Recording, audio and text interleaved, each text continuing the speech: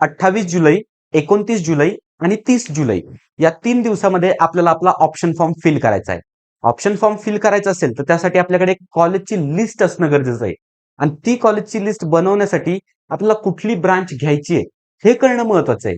जर आपण branch fix केली तर त्याच्यानंतर आपण कॉलेजची लिस्ट बनवू शकतो. मग त्यासाठी मी हा व्हिडिओ बनवतोय. या व्हिडिओमध्ये जर तुम्ही ब्लँक असाल, ब्रांच बद्दल कुठली आयडिया नसेल किंवा द्विधा मनस्थितीत असाल की नक्की टेक ब्रांच घेऊ, कोर घेऊ, नक्की घेऊ कुठली ब्रांच, तर हा व्हिडिओ तुम्ही पूर्णपणे पाहायचा आहे. मी तुम्हाला गॅरंटी देतो, हा व्हिडिओ पाहिल्याच्या नंतर ना तुमची ब्रांच फिक्स होऊन जाणार नक्की कोणती घ्यायची आहे ते.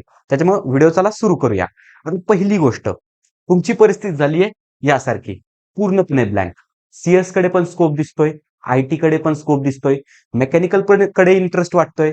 बर, त्याच्यानंतर इन्स्ट्रुमेंटेशन वगैरे पण चांगले मिळतात कारण कॉलेज चांगलं भेटतंय. हे सर्व प्रश्न तुमच्या पुढे आहेत. म्हणजे तुम्ही एक ब्लँक आहात थोडक्यात. बरोबर आहे, सगळे ऑप्शन तुम्हाला बेटर वाटतात. पण आपल्याला ऑप्शन तर कुठला तरी चांगला चूज करणं गरजेचं आहे. कुठल्या तरी ब्रांच किंवा कुठली तरी फील्ड निवडणं गरजेचं आहे. मग त्यासाठीच हा व्हिडिओ आहे. इंजिनिअरिंग मध्ये आपण ज्यावेळेस पाहतो तर त्यावेळेस दोन मेन प्रकारच्या दोनच ब्रांचेस असतात. म्हणजे दोन फील्ड आपण थोडक्यात म्हणूया त्याला. पहिली टेक ब्रांचेस आणि दुसरी नॉन टेक ब्रांचेस.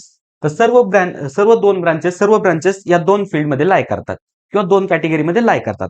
आता ते कशा पद्धतीने सांगतो.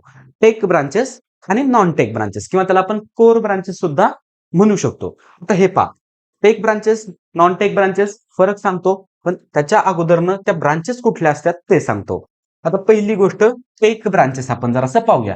आणि सध्याचा ट्रेंडिंगचा विषय, ट्रेंडिंग, पण ते आता हळूवारपणे मी एक्सप्लेन करून तुम्हाला सांगतो की टेक मधली कुठली चांगली, सीएसआयटी चांगलं का ईएनटीसी चांगलं, की नवीन येणारे एआय एम एल वगैरे चांगलं, आणि विथ पूर्ण ब्रांचचं एक्सप्लेनेशन पण तुम्हाला देणार आहे.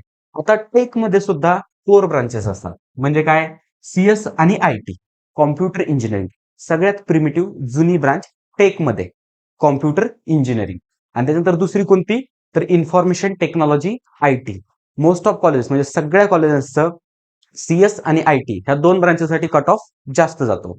त्याच्यानंतर याच ब्रांचेस पासून ओरिजिनेट झाल्या कोणत्या ब्रांचेस, तर आर्टिफिशियल इंटेलिजन्स, मशीन लर्निंग आणि डाटा सायन्स. यांना आपण न्यूली ओरिएंटेड ब्रांचेस किंवा न्यू टेक ब्रांचेस म्हणतो. आणि त्याच्यानंतर याच्यातच स्पेशलायझेशन जर करायचं असेल तर आहेत सायबर सिक्युरिटी, ब्लॉकचेन, भरपूर काय काय अजून टॉपिक्स त्याच्यामध्ये आहेत. आणि त्याच्यानंतर अजून कोणत्या ब्रांचेस शिल्लक राहिल्या तुमच्या मनातल्या, तर electronics and telecommunication, ENTC, hybrid. आणि त्याच्यानंतर कॉम्प्युटर सायन्स, ते इलेक्ट्रॉनिक्स अँड कॉम्प्युटर इंजिनिअरिंग, ही पण हायब्रिड प्रकारची आहे. मला माहिती आहे बऱ्याच जणांना समजलेलं नाहीये. मी पुन्हा एकदा व्यवस्थित एक्सप्लेन करतो. हे पहा, टेक ब्रांचेस ज्यावेळेस आपण घेतो, टेक ब्रांचेस म्हणजे काय, अशा ब्रांचेस जी टेक्नॉलॉजीच्या रिलेटेड आहेत. टेक्नॉलॉजी म्हणजे कोणती, थोडक्यात कॉम्प्युटर बेस्ड ब्रांचेस, एकदम साधा आणि सरळ सांगायचं म्हटलं तर. त्याच्यामध्ये कोणत्या ब्रांचेस येतात, 2 मिनिटासाठी हा एवढा स्क्वेअर तुम्ही विसरून जा. कॉम्प्युटर इंजिनिअरिंग सगळ्यात बेस्ट ब्रांच, आणि याच्यामध्ये आपल्याला सगळं शिकायला भेटतं. आयटी कॉम्प्युटरचाच पार्ट आहे, पण कॉम्प्युटर इंजिनिअरिंग मध्ये 20% हार्डवेअर असतं, 80% सॉफ्टवेअर असतं. पण ज्यावेळेस आपण आयटी मध्ये जातो, आयटी मध्ये 100% तुम्हाला सॉफ्टवेअर असतं. हार्डवेअरची कुठलीही गोष्ट तुम्हाला शिकायची नाही. आता या हार्डवेअर म्हणजे कोणतं, तर मायक्रो प्रोसेसर, मायक्रो कंट्रोलर वगैरे हे पार्ट तुम्हाला कॉम्प्युटर सायन्स मध्ये असतात. कॉम्प्युटर इंजिनिअरिंग, कारण मीही कॉम्प्युटर इंजिनिअरिंग पास आउट आहे. पण ते पार्ट तुम्हाला आयटी मध्ये एवढे काय नसतात, असतात पण एवढे नसतात. बरं, त्याच्यानंतर काय, तर आता नवीन आलेल्या ब्रांचेस ज्यांचा ट्रेंड सुरू आहे, आर्टिफिशियल इंटेलिजन्स, त्याच्यानंतर मशीन लर्निंग आणि डाटा सायन्स. आता याच्यात काही कॉलेजेसनी मिळून काय केलंय, एआयडीएस, एआयएमएल या पद्धतीने.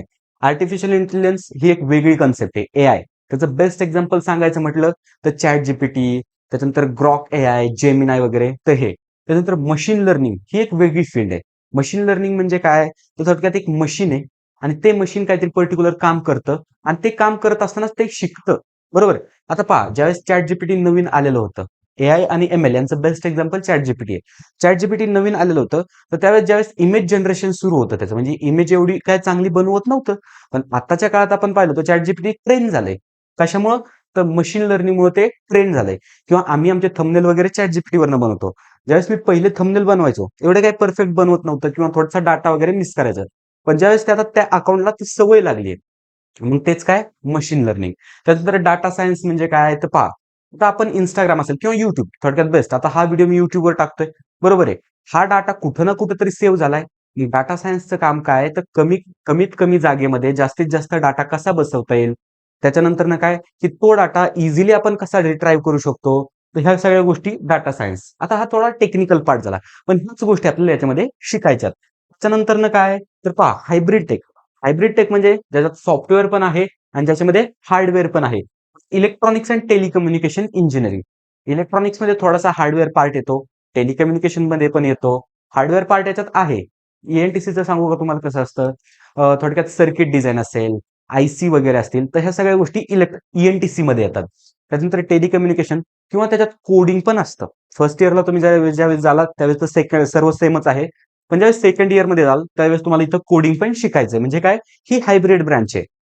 त्याच्यानंतर computer electronics and computer engineering. तुम्हाला नावाबंद समजेल की कॉम्प्युटरचे पण सब्जेक्ट त्याच्यात असणार आहेत आणि इलेक्ट्रॉनिक्स पण असणार आहे. म्हणजे ओव्हरऑल या पद्धतीच्या ब्रांचेस आहेत. तर ह्या कुठं टेक मध्ये. आणि यांचे कट ऑफ जर आपण पाहिले तर हे नियर अबाउट बरेचसे हाय आहेत. ऍज कम्पेअर टू कुठल्या ब्रांचेस तर non tech branches. Non take मध्ये काय तर सिव्हिल, मेकॅनिकल आणि इलेक्ट्रिकल ह्या तीन मेन ब्रांचेस आहेत. Civil, mechanical, electrical. सिव्हिल कशाच्या रिलेटेड आहे तर सिव्हिल आहे कन्स्ट्रक्शनच्या रिलेटेड. बांधकाम वगैरे याच्या रिलेटेड कोण आहे सिव्हिल. मेकॅनिकल कशाच्या रिलेटेड आहे तर मशीन्स, मशिनरीज, ऑटोमोबाईल त्या फील्डच्या रिलेटेड कोण आहे मेकॅनिकल. इलेक्ट्रिकल कशाच्या तर इलेक्ट्रिकल अप्लायन्सेस, ओके, ट्रान्सफॉर्मर्स तर याच्या रिलेटेड कोण आहे किंवा ईव्हीज याच्या रिलेटेड कोण आहे इलेक्ट्रिकल इंजिनिअरिंग. ह्या तीन प्रिमिटिव्ह ब्रांचेस आहेत की जेव्हा ज्यांना आपण कोर ब्रांचेस म्हणतो. बर त्याच्यानंतर ना काय आता याच्यातनंच ओरिजिनेट झालेल्या ब्रांचेस कुठल्या कुठल्या तर मशीन्स आणि सिस्टम बंद कुठल्या ब्रांचेस ओरिजिनेट झाल्या ऑटोमोबाईल, स्पेशली गाड्यांची ब्रांच. म्हणजे ज्याच्यामध्ये आपल्याला ऑटोमोबाईल बद्दल शिकायचंय, गाड्यांबद्दल शिकायचंय. आता हा मेकॅनिकलचाच पार्ट आहे पण सेपरेट ब्रांच आहे. त्याच्यानंतर मेकॅट्रॉनिक्स. मेकॅट्रॉनिक्स म्हणजे नावावरनं समजतंय mechanical plus electronics. Mechatronics branch आहे. त्याच्यानंतर manufacturing and production engineering. Manufacturing ज्या पद्धतीने कंपनीमध्ये काही प्रोडक्ट मॅन्युफॅक्चर होतं तर त्या पद्धतीने तिथं मॅन्युफॅक्चरिंग इंजिनिअरिंगची गरज पडते. त्याच्यानंतर नेक्स्ट काही ब्रांचेस आहेत तर त्या आहेत मेटलर्जी, केमिकल आहे, फूड टेक्नॉलॉजी आहे, इन्स्ट्रुमेंटेशन पण आहे. त्यानंतर टेक्सटाईल इंजिनिअरिंग ही देखील ब्रांच आहे. मग तुम्हाला काय करायचंय या पूर्ण ब्रांचेस बद्दल व्यवस्थित एकदा हे करायचंय, डिस्कस करायचंय किंवा यांचा सिलेबस वगैरे. इन्स्ट्रुमेंटेशनचा काय सिलेबस राहणार आता बघा इन्स्ट्रुमेंटेशन, त्याच्यानंतर मेटलर्जी, त्याच्यानंतर मेकॅट्रॉनिक्स असेल, ऑटोमोबाईल असेल किंवा मॅन्युफॅक्चरिंग असेल तर हा जास्त करून मेकॅनिकल इंजिनिअरिंगचा पार्ट आहे. मग तुम्हाला थोडंसं प्रत्येक ब्रांच विषयी जराशी माहिती घ्यायची आहे. मग या पद्धतीने तुम्हाला समजलं की नक्की नॉन टेक ब्रांचेस कोणत्या कोणत्या आहेत. बरोबर. अथवा अजून आपण ठरवलेलं नाही कोणती ब्रांच घ्यायची. मी फक्त बेसिक तुम्हाला एक आयडिया देतोय कोणती ब्रांच घ्यायची. आय नो व्हिडिओ थोडासा मोठा होणार आहे पण व्हिडिओ खूप महत्वाचा आहे. तुम्हाला नक्की तो पाहायचा शेवटपर्यंत. तर ह्या दोन फील्ड मधली आपण काय करूया, दोन फील्ड मधलं कंपॅरिझन करूया की नक्की यांच्यामध्ये फरक काय. तर पहा मेन फोकस टेक ब्रांचेस ज्यावेळेस आपण घेतो तर मेन फोकस हा सॉफ्टवेअर ओरिएंटेड असतो किंवा थोडक्यात आपल्याला कॉम्प्युटरवर काम करायचं असतं. आणि ज्यावेळेस आपण कोर ब्रांचेस घेतो तर हार्डवेअर ओरिएंटेड जास्त फोकस असतो. हार्डवेअर म्हणजे त्याच्यात फील्ड वर्क वगैरे येणार किंवा डायरेक्ट मशीन आणि आपलं इंटरॅक्शन येणार त्या ठिकाणी. म्हणजे हा एक फरक आहे.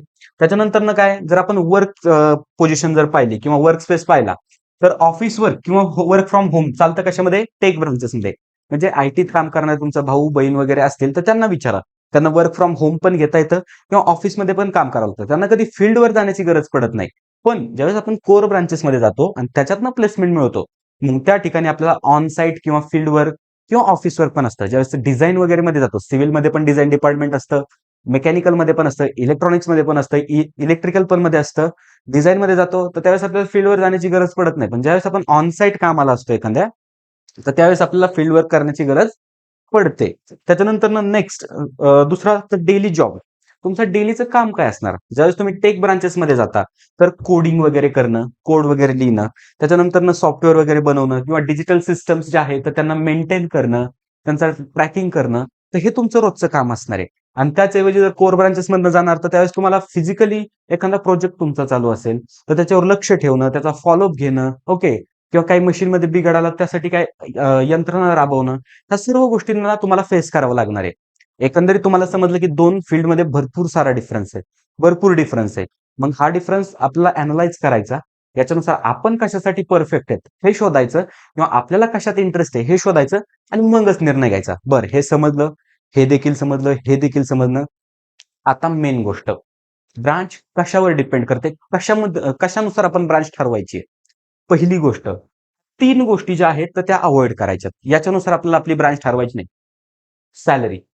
सध्या सी-एस-आय-टीच्या मुलांना खूप सारं पॅकेज मिळतंय. मग त्याच्यावरून आपल्याला सी-एस-आय-टीकडे जायचंय का? तर अजिबात नाही. दुसरी गोष्ट, करंट डिमांड. सध्या सी-एस-आय-टी असेल, ई-एन-टी-सी असेल, ह्या बूममध्ये असणाऱ्या ब्रांचेस आहेत. मग करंट सध्याची परिस्थिती बघता, आपला इंटरेस्ट वगैरे काहीच पाहिलं नाही आपण. फक्त सध्या जे ट्रेंडिंगला चालू आहे, त्यात ऍडमिशन आपण घेत असू, तर ती गोष्ट आपलं अव्हॉइड करायची, ते करायचं नाहीये. आणि तिसरी गोष्ट म्हणजे काय? फ्रेंड्स आणि पीअर ग्रुप. म्हणजे काय? जर समजा माझा भाऊ, बहीण वगैरे ह्या ब्रांचमधनं आहे, मला तिकडच जायचंय. दुसऱ्या माझ्या मित्र-मैत्रिणी जिकडे चाललेत, मला तिकडे जायचंय. ह्या गोष्टी करायच्या नाही. ह्या 3 गोष्टी अव्हॉइड करायच्या आणि फोकस कशावर करायचा? ह्या 3 गोष्टी कन्सिडर करायच्या नाही ज्यावेळेस तुम्हाला ब्रांच एखादी निवडायची आहे. बरोबर. सॅलरी कन्सिडर करायची नाहीये. मेकॅनिकलचे सुद्धा भरपूर चांगले चांगले पॅकेजेस जातात. सिव्हिलमध्ये एल-एन-टी सारखी, गोदरेज सारखी, सॅमसंग कन्स्ट्रक्शन सारख्या कंपनीज आहेत सिव्हिलमध्ये. त्या सुद्धा भरपूर पॅकेजेस देत आहेत किंवा ऑटोमोबाईल क्षेत्रात जर आपण पाहिलं तर टाटा मोटर्स आहे, त्याच्यानंतरनं महिंद्रा आहे, फोर्स मोटर्स आहे. यासारख्या कंपनीज पण चांगले चांगले पॅकेजेस देत आहेत. बरोबर. त्याच्यामुळे त्या गोष्टीकडे जायचं नाही किंवा ह्या गोष्टींना इन्फ्लुएन्स होऊन आपण ब्रांच चूज करायची नाही. मग कोणत्या गोष्टीला आपण फोकस करायचं? तर पहा, तुमचा असणारा इंटरेस्ट, तुमची असणारी आवड. तर ही गोष्ट सगळ्यात महत्वाची आहे. सगळ्यात महत्वाची आहे ब्रांच. ही गोष्ट काय? माझं एक्झाम्पल मी तुम्हाला सांगतो. मी इथं लिहिलंय पण. मला पूर्वीपासून मेकॅनिकलमध्ये खूप आवड होती. 10वी पासून फिक्स होतं की मेकॅनिकल घ्यायचं. मेकॅनिकल इंजिनिअरिंग करायचं. मग त्याच्यात मेकॅनिकलमध्ये स्पेशलायझेशन मला ऑटोमोबाईल घेण्याची पण इच्छा होती. सगळे व्हिडिओज वगैरे माझे त्यावेळेस जर आपण प्लेलिस्ट वगैरे पाहिलं ना, तर सगळे त्या पद्धतीनेच गाडी कशी बनते, काय सगळ्या इंजिन वगैरे ह्या सगळ्या गोष्टी मला सध्याही माहिती आहेत आणि मी सध्याही त्या गोष्टी पाहतो. पण मला त्यावेळेस सांगणारं असं कोण नव्हतं, की बाबा तू तुझा इंटरेस्ट फॉलो कर. त्याच्यामुळे काय, तर जिकडे सगळे गेले, मित्र वगैरे जिकडे गेले, तर त्याच ठिकाणीच मी गेलोय. पण ज्यावेळेस इंजिनिअरिंग कंप्लीट झाली, त्यावेळेस मला समजतंय, की नाही, मी माझं पॅशन फॉलो करायला हवं होतं. पण मी ते केलं नाही. बरोबर, ठीक आहे. आता जरी मी आवडीच्या क्षेत्रात असतो, काही प्रॉब्लेम नाहीये. पण मला त्यावेळेस जर मी मेकॅनिकल घेतली असतं, तर आज नक्कीच मी कुठेतरी चांगल्या पोझिशनला असतो. कारण मी माझ्या आवडीच्या क्षेत्रात होतो आणि माणूस नेहमी आवडीच्या क्षेत्रात ग्रो होतो. त्याच्यामुळे पहिली गोष्ट, तुमचा इंटरेस्ट तुम्हाला आयडेंटिफाय करायचा आहे. बरं, पण सगळे हेच सांगतात, इंटरेस्ट आयडेंटिफाय करायचा आहे. पण तो नक्की करायचा कसा? इंटरेस्ट कसा शोधायचा? मला तर सगळंच आवडतं किंवा काही जण म्हणतील, मला काहीच आवडत नाही, मला अभ्यासच करू वाटत नाही. मग त्यांनी कसा इंटरेस्ट शोधायचा? तर ह्या 3 स्टेपमध्ये जाऊन त्यांनी इंटरेस्ट शोधायचा. कोणती स्टेप आहे? तर पहिली गोष्ट, दी इमॅजिनेशन टेस्ट. आता ही काय असते ते देखील मी तुम्हाला सांगतो. त्याच्यानंतर दुसरी गोष्ट म्हणजे काय, तर आपल्याला युनिव्हर्सिटीच्या वेबसाईटवर जाऊन, कॉलेजच्या वेबसाईटवर जाऊन सिलेबस पाहायचा आहे ब्रांचेसचा. मला मेकॅनिकल करायचंय. तर मेकॅनिकल इंजिनिअरिंगला कोणकोणते सब्जेक्ट आहेत ते मला पाहावं लागणार आहे. सिव्हिल करायचं तर सिव्हिलमध्ये कोणकोणते आहेत. कॉम्प्युटर इंजिनिअरिंग करायचं तर कॉम्प्युटर इंजिनिअरिंगमध्ये मला काय शिकायचंय पुढचे 4 वर्ष हे मला पाहावं लागणार आहे. आणि त्याच्यानंतर ना तिसरी गोष्ट म्हणजे काय, तर आस्क दी सीनियर्स आणि जेन्युइन सीनियर्स त्यांनाच विचारायचं आपल्याला. मग टॉपर वगैरे जे असतील तर त्यांना विचारा तुम्ही किंवा एखादा दादा असेल त्याने मेकॅनिकल घेतला असेल त्याला विचारा की बाबा मेकॅनिकलमध्ये कसं कसं असतं. नक्कीच तो तुम्हाला चांगलं गाईड करण्याचा प्रयत्न करणार आहे किंवा तुमच्या हिताचंच करण्याचा प्रयत्न करणार आहे. त्याच्यामुळे मी पण तुम्हाला त्या पद्धतीने गाईड करतोय. बरं, आता आपण व्यवस्थित पाहूया की नक्की इंटरेस्ट कसा शोधायचा. पहिली गोष्ट तुम्हाला म्हटलं होतं, इमॅजिनेशन टेस्ट. इमॅजिन करा, 4 वर्षानंतर तुमची प्लेसमेंट झाली आहे आणि त्या ठिकाणी तुम्ही जॉब करताय. ज्यावेळेस तुम्ही सी-एस-आय-टी मध्ये जाणार, तर अशा पद्धतीने कुठेतरी तुम्ही बसलेला असणार एखाद्या क्युबिकलमध्ये, एखाद्या छान थंडगार एसीच्या याच्यामध्ये बसलेला असणार तुम्ही. आणि तुम्हाला असं वर्क प्रोजेक्ट पुढे वर्क करायचे, काय ज्या गोष्टी असतील त्या करायच्यात. आणि त्याच ऐवजी ज्यावेळेस तुम्ही कोरमध्ये जाणार, तर त्यावेळेस ऑब्व्हियसली आता कोरमध्ये सुद्धा अशा गोष्टी आहेत बरं का, डिझाईन वगैरे.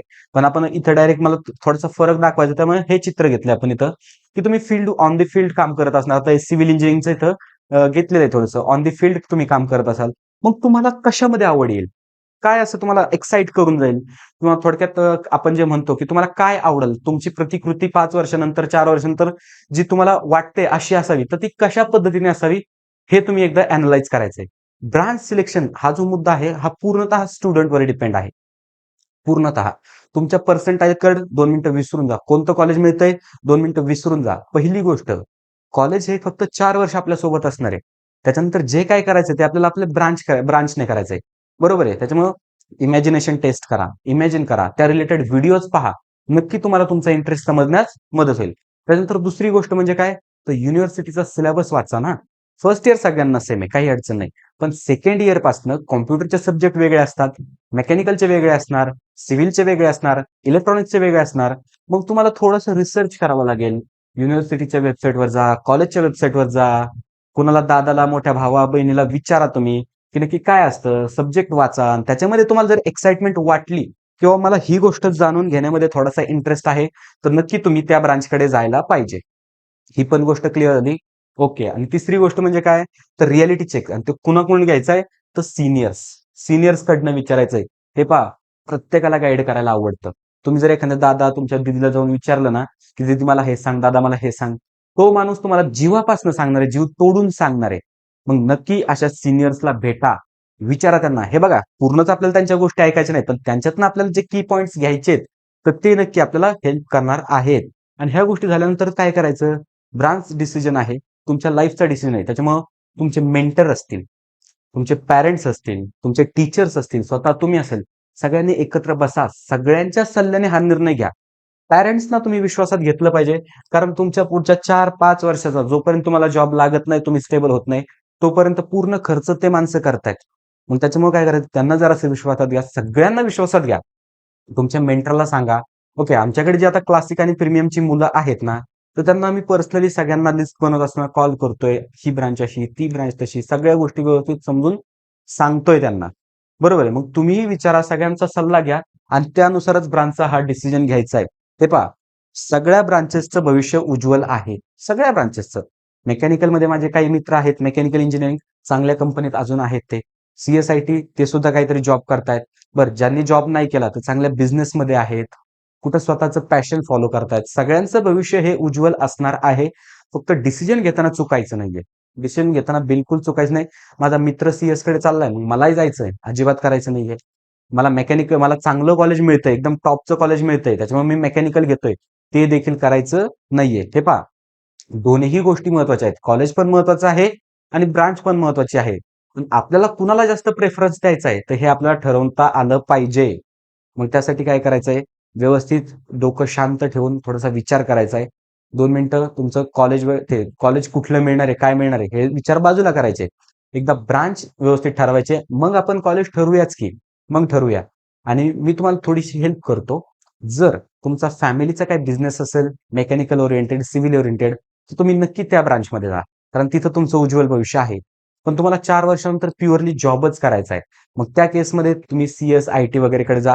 कारण सध्याची कंडिशन लक्षात घेता सिव्हिल मेकला थोडासा हे कमी आहे. काय म्हणतो आपण, स्कोप कमी आहे किंवा आपण काय म्हणतो त्याला, की सॅलरीज वगैरे कमी आहेत. पण हे कोणासाठी? ज्या मुलांना सगळ्या ब्रांचेस सारख्या आहेत, इंटरेस्ट ओळखता येत नाहीत त्यांच्यासाठी.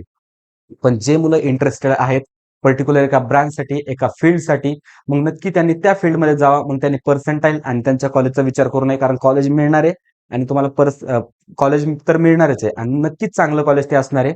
All the best.